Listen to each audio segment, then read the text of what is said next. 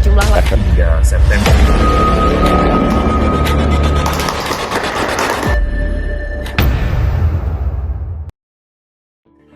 Kalian tahu nggak sih, di tahun 2025 ini Indonesia mengalami gugatan ekspor udang di Amerika Serikat karena tuduhan dumping. Apa perlindungan hukum bagi pelaku usaha perdagangan internasional yang semakin keras ini? Yuk kita bahas lihat video ini. Halo semuanya, selamat datang di video pembelajaran kewarganegaraan. Kali ini kita akan membahas tema yang sangat relevan, yaitu perlindungan hukum bagi pelaku usaha dalam perdagangan internasional. Sebelum kita lanjut, kita perkenalan dulu yuk sama teman-teman yang berpartisipasi dalam video ini. Halo semuanya, kenalin aku Kriswen, NIM 25. Halo, aku Atika dengan NIM 03. Hai guys, aku Ervita dengan NIM 05. Halo, aku Nabila dengan NIM 09. Halo, aku Nadifa dengan NIM 11. Halo, aku Juliana dengan NIM 19. Halo, aku Anindra dengan NIM 23. Halo, aku Danan dengan NIM 27. Halo, aku Indri dengan NIM 035. Halo, aku Lutfi dengan NIM 37. Hai guys, kita dari kelompok 3. Oke, sekarang kita lanjut balik lagi ke materi. Kenapa hal ini penting?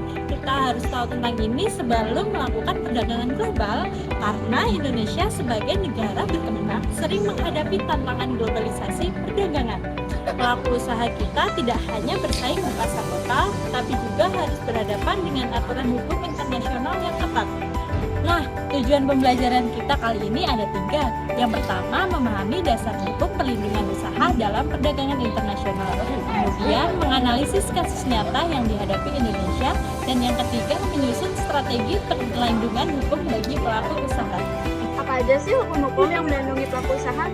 Pelaku usaha juga butuh perlindungan hukum, bukan? Nah, dilihat dari hukum, perdagangan memiliki 2 landasan hukum. Yang pertama ada hukum nasional dan yang kedua ada hukum internasional. Buat yang pertama, kita bahas hukum nasional dulu yuk. Hukum nasional yang pertama itu ada Undang-Undang Nomor 7 Tahun 2014 tentang perdagangan.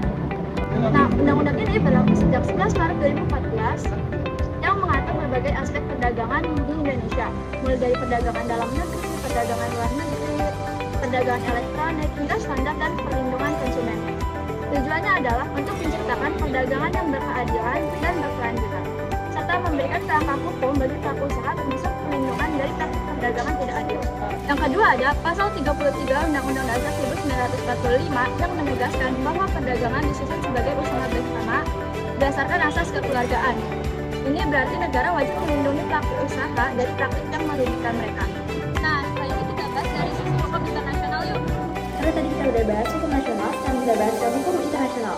Yang pertama ada ratifikasi CISG atau United Nations Convention on Contracts for the International Sale of Goods, yakni memberi kepastian hukum kontrak internasional.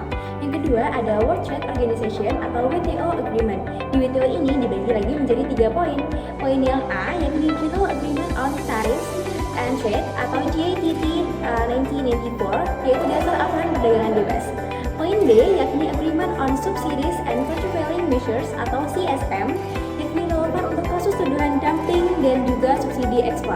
Poinnya C atau yang terakhir yaitu Dispute Settlement Understanding atau DSO, yakni mekanisme penyelesaian sengketa antar negara. Dan yang ketiga ada Agreement on Trade Related Aspect of Intellectual Property Right atau TRIPS, yakni melindungi hak kekayaan intelektual atau HKI seperti merek dagang, paten dan juga desain produk. Nah, hukum-hukum tadi sangat relevan bagi pelaku usaha yang ekspor produk dengan brand Indonesia. Kira-kira dari dasar hukum yang sudah kita bahas, ada kasus nyata apa aja sih yang berkaitan sama landasan hukum perdagangan di atas? Pada tahun 2025, Indonesia dikuat oleh Amerika Serikat karena dia menjual udang dengan harga lebih rendah dari biaya produksinya. Praktek ini dituduh sebagai dumping sehingga Amerika Serikat menetapkan tarif tambahan yang mencapai 10%.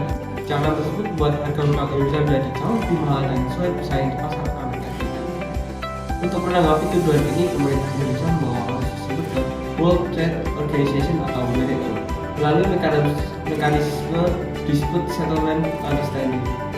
Langkah ini menjadi bentuk perlindungan hukum bagi ekspor Indonesia, sekaligus memanfaatkan aturan yang tersedia dalam WTO Anti-Dumping Agreement. menimbulkan dilema Indonesia kewajiban untuk melindungi nelayan dan pelaku usaha agar tetap memiliki akses pasar internasional. Namun di sisi lain, Indonesia harus tetap mematuhi aturan perdagangan global agar tidak menimbulkan konflik dagang yang lebih besar. 2024 nilai ekspor udang Indonesia di pasar global menurun 8,1%. Kementerian Kelautan dan Perikanan Republik Indonesia menyiapkan sejumlah langkah strategis untuk menghadapi tuduhan kasus anti-dumping udang di Amerika Serikat dan subsidi udang di Indonesia. Sementara berdasarkan data ekspor udang Indonesia selama tahun 2023 mengalami penurunan signifikan sebesar 19,8% dibandingkan tahun 2022. Penurunan tersebut disebabkan adanya tuduhan countervailing duties dan anti-dumping terhadap udang berburu Indonesia. Apalagi Amerika Serikat merupakan pangsa pasar terbesar ekspor udang Republik Indonesia. Di Amerika Serikat, pejabat perdagangan terkejut ketika melihat laporan harga udang asal Indonesia. Harga tersebut dinilai terlalu rendah dan dianggap tidak wajar. Kecurigaan muncul bahwa Indonesia menjual udang di bawah biaya produksi. Mereka menilai tindakan ini sebagai praktik dumping yang merugikan industri udang lokal di Amerika.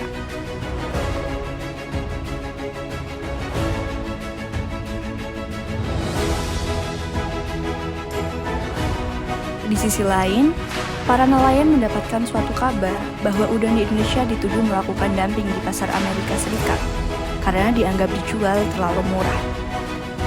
Kabar ini membuat para nelayan khawatir karena ekspor udang merupakan sumber penghasilan utama di daerah tersebut.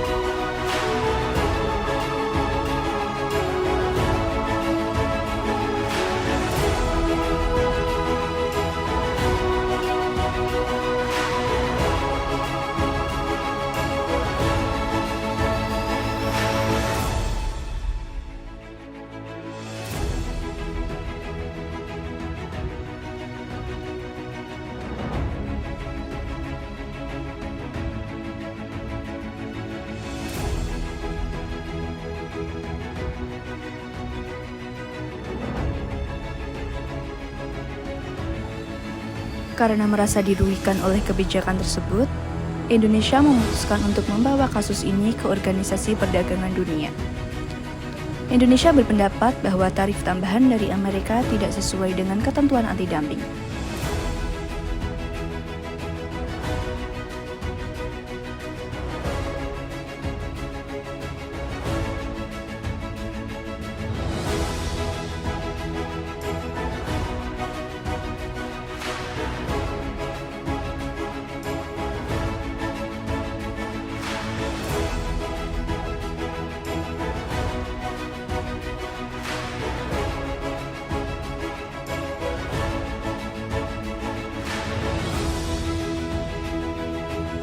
Indonesia menyampaikan data dan bukti terkait harga, biaya produksi, serta dampak kebijakan Amerika terhadap pasar Indonesia.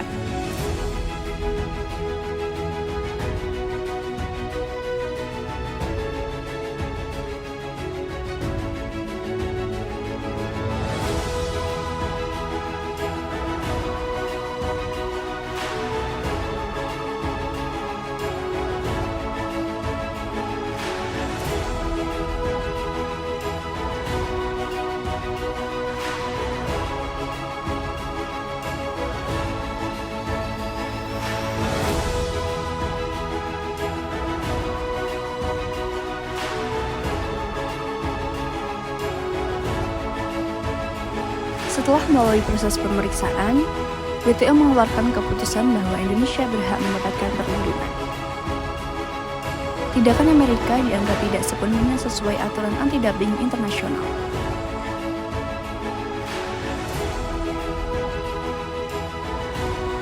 Keputusan ini menjadi kemenangan bagi Indonesia dan membuka kembali peluang ekspor udang ke pasar Amerika.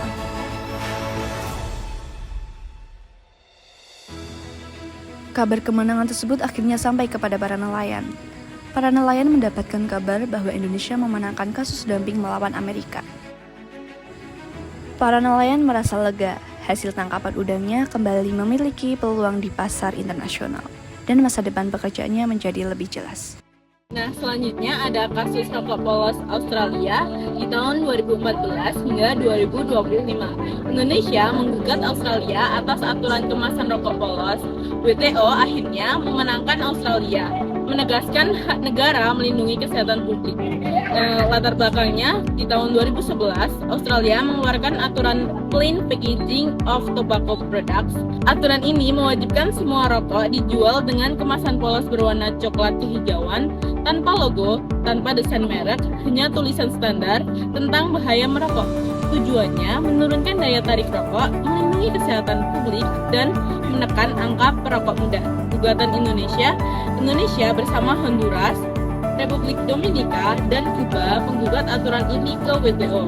Alasannya karena aturan kemasan polos dianggap melanggar TRIPS Agreement atau Trade Related Aspect of Intellectual Property Rights, karena menghapus hak merek dagang.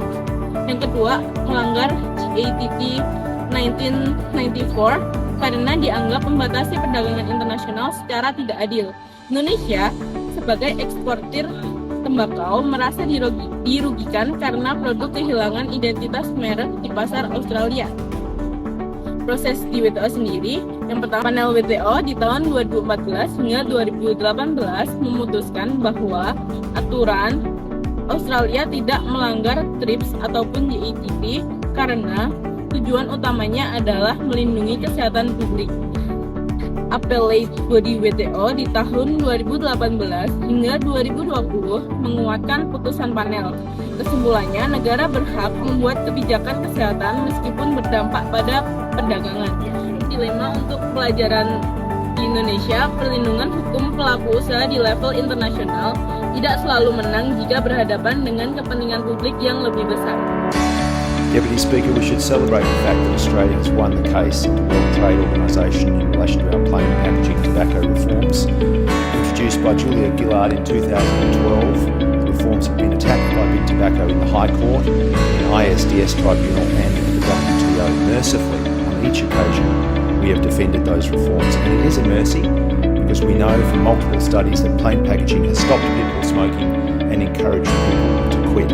That's vital because tobacco remains the leading cause of preventable disease and death in Australia. It costs our health system $7 billion a year, results in 1.7 million hospital admissions and 15,000 deaths. And while the Australian government welcomes the WTO outcome, don't forget that reform was opposed by many on the other side of the House. The Minister for Trade at the time said he didn't think the reform would make any meaningful difference. The Deputy Prime Minister at the time said it was a complete waste of time. How do they reflect on that now? Deputy Speaker, as we congratulate those who received the Queen's Birthday Honours, it's a funny old world where Nicola Roxon, the first woman to serve as Australia's Attorney General, and the person who delivered this world-leading tobacco control measure is as yet unrecognised for that great contribution to public health in this country and around the globe. But we acknowledge that achievement and we celebrate the saving of tens of millions of dollars in health resources and most importantly, the millions of lives that have been improved and saved by this signature Labor reform. Di Australia, pemerintah mengadakan sebuah rapat penting yang membahas meningkatnya masalah kesehatan akibat konsumsi rokok.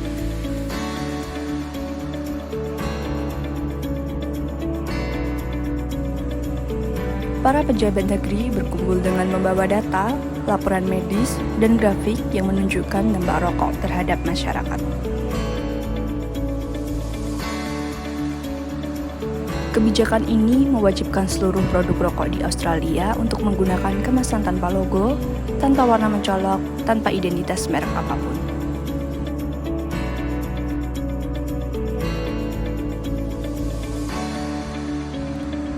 Sementara itu, kabar mengenai kebijakan rokok polos Australia sampai ke Indonesia. Sebagai salah satu negara eksportir utama tembakau dan produk rokok ke berbagai belahan dunia, Indonesia merasa kebijakan tersebut bisa merugikan posisi produknya di pasar Australia.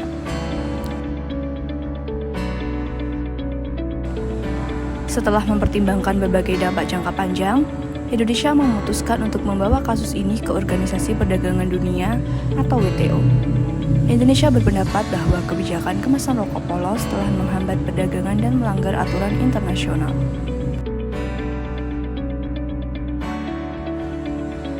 Sidang WTO pun dimulai. Panel WTO meninjau semua bukti dan mempertimbangkan dampak kebijakan tersebut. Setelah melalui proses yang panjang, akhirnya WTO mengeluarkan putusannya. Dengan mempertimbangkan seluruh bukti dan kepentingan publik, WTO menyatakan bahwa kebijakan rokok polos Australia tidak melanggar aturan perdagangan internasional. Australia dinyatakan memenangkan sengketa ini.